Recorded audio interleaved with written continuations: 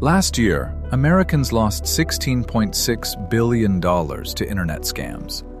Not hacking, not data breaches, scams.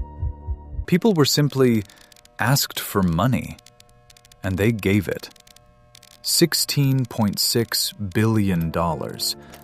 That's more than the GDP of Iceland. It went up 33% from the year before.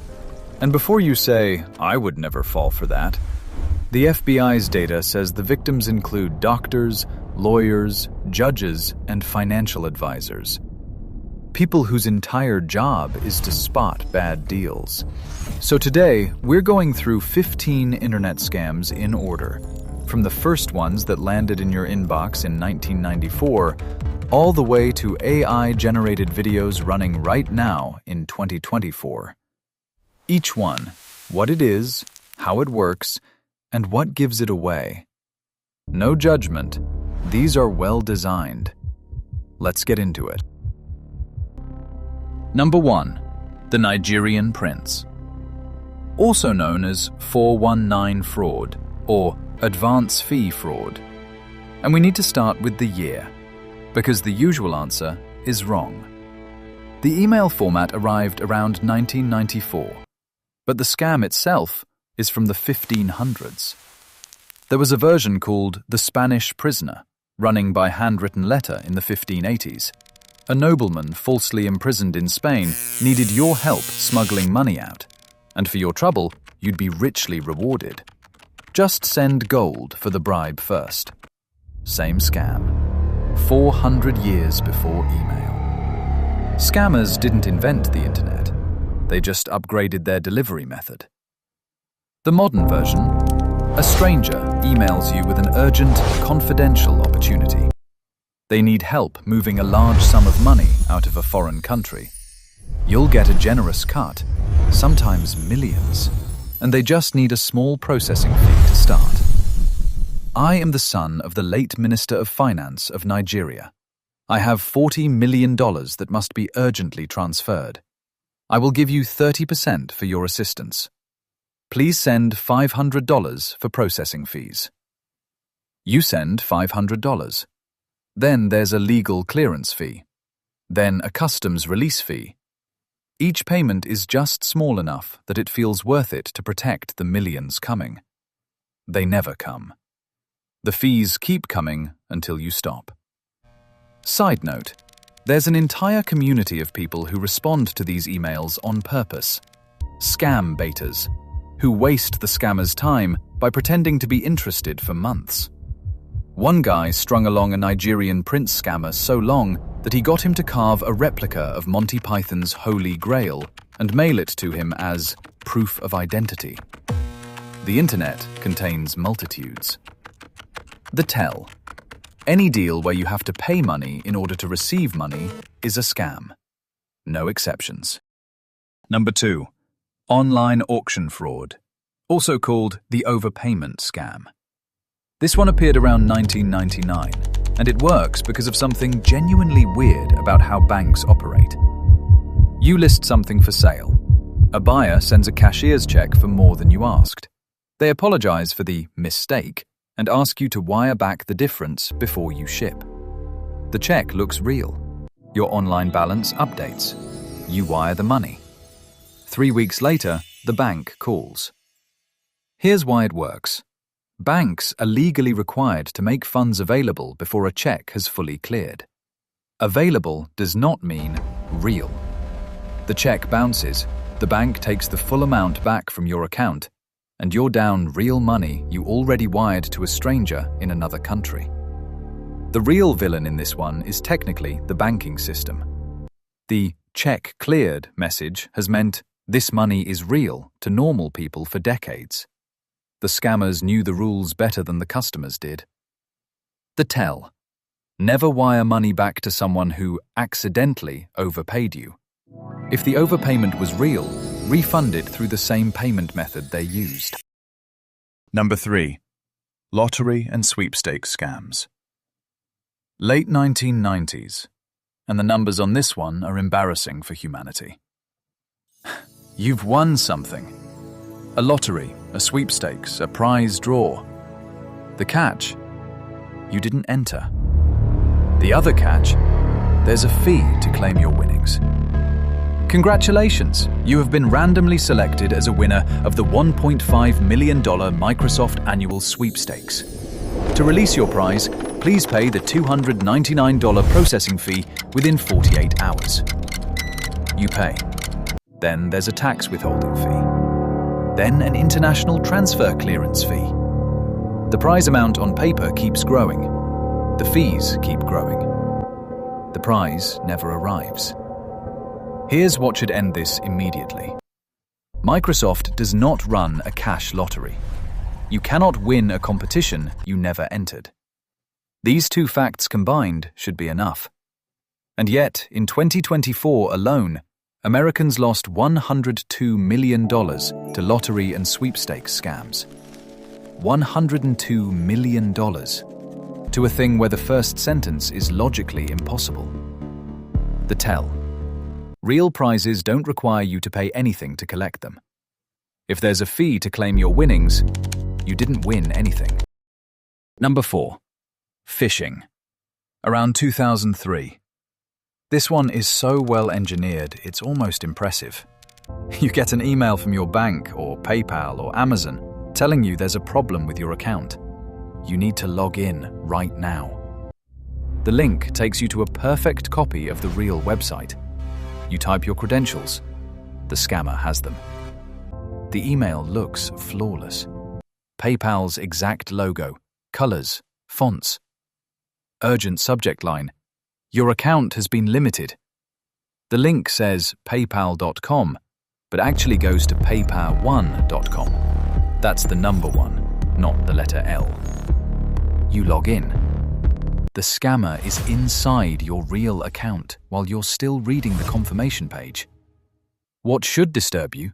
Phishing operations A/B test their subject lines. They track open rates and click-through rates. They run split tests on which account problem generates the most clicks. There are underground forums where scammers share performance data on which phishing templates are converting best this week. They are better at email marketing than most legitimate companies. The tell? Don't click links in emails. Open your browser, type the website yourself, check your account directly. 30 extra seconds. Worth it. Number 5. Government impersonation. IRS, Social Security Administration, the FBI. This really took off around 2010. You get a call from someone claiming to be the IRS. You owe back taxes. A federal warrant has been issued for your arrest.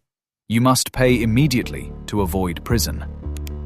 This is Agent Collins from the IRS Criminal Investigation Division, badge number 4471. You owe $3,200 in unpaid taxes.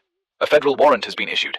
To avoid arrest, you must pay immediately using iTunes gift cards. Do not hang up, or the warrant will be executed. People have paid tens of thousands of dollars. Some emptied retirement accounts. iTunes gift cards. To the IRS. The Federal Tax Authority of the United States government is, according to these callers, specifically requesting payment in iTunes gift cards. In 2023, the brands generating the most gift card fraud losses were Microsoft and Publishers Clearinghouse. The IRS doesn't even make that list, because the IRS does not accept gift cards. The IRS has a website, a mailing address. They send letters with stamps. The tell: the IRS will never call you out of the blue, will never threaten immediate arrest, and will never ask for gift cards. Hang up. Number 6. Tech support scams. Around 2010, and this one is actively hurting people. A pop-up takes over your screen, sometimes with a loud alarm. Your computer has a virus. Your banking information is being sent to hackers right now. Call Microsoft support immediately. You call. A friendly technician, deeply concerned, needs remote access to fix the problem. You grant it. He runs scans, Dramatic red warnings flash across the screen. The fix is $299, payable by gift card. Some stop there. Others don't. Once they have remote access, some scammers navigate directly to your online banking while you watch, explaining the whole time what they're fixing. Then they drain it. The FBI's Elder Fraud Report found tech support scams are the single largest fraud type affecting people over 60, with nearly $600 million in losses in 2023 alone. The report uses its own language to describe some cases. Victims remortgaged homes, emptied retirement accounts, and some incidents resulted in suicide because of shame. This is a targeted attack on people who didn't grow up knowing that pop-ups lie. The tell: Microsoft will never send a pop-up asking you to call them. No legitimate tech company asks for payment in gift cards. If this happens, close the browser. If you can't, turn off the computer. Number 7. Romance scams. Around 2013, and the statistics on who gets hit should change how people talk about this. Someone matches with you on a dating app, or messages you on Facebook, or texts you as a wrong number that turns into a real conversation. Over weeks or months, they build a genuine connection. Daily messages, emotional depth, real warmth. Then there's a crisis, and they need money. The profile is a military officer stationed overseas, a widowed engineer on an oil rig, a successful doctor in London. The conversation is patient, consistent, and genuinely engaging, because they're doing this for a living, often running dozens of relationships simultaneously.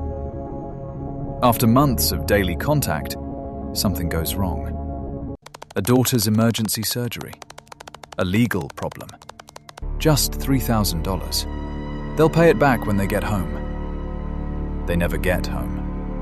There are more emergencies. The photos were stolen from a real person's Instagram.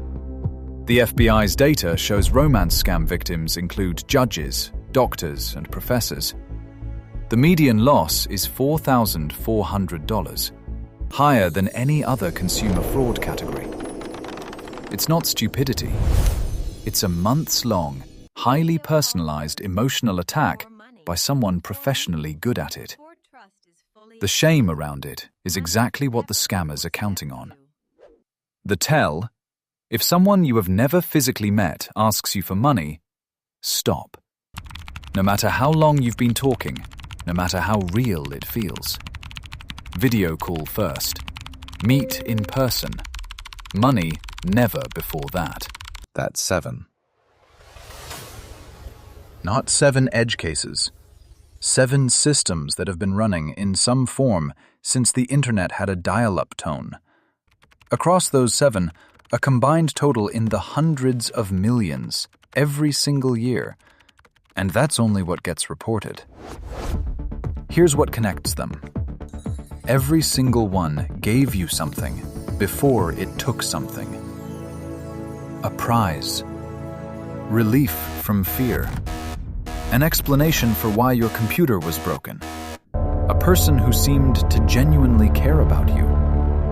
The transaction always started with a gift, an emotion, a feeling of safety, a sense of opportunity, and the money came later, after you'd already decided to trust. That's not an accident. That's the design. The scam isn't the ask. The scam is everything that happened before the ask. The next 8 work differently. Part 2 starts where opportunity ends. To the future. The scams of from here don't need you to want anything. The Bitcoin Some of them build the relationship from nothing. Unprecedented Months of growth daily conversation. for those And by the ready time to money join enters us. the picture, it doesn't feel like a scam at all. It feels like helping someone you love.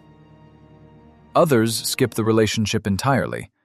They take 3 seconds of your grandchild's voice from a birthday video and make it do whatever they need. We're going to cover voice cloning, pig butchering, which took $5.5 billion in 2024 alone, and AI deepfake videos impersonating real people in real time. The technology moved faster than the awareness. Part 2 is next week. If you want to be there for it, subscribe. One click and it lands in your feed the day it drops.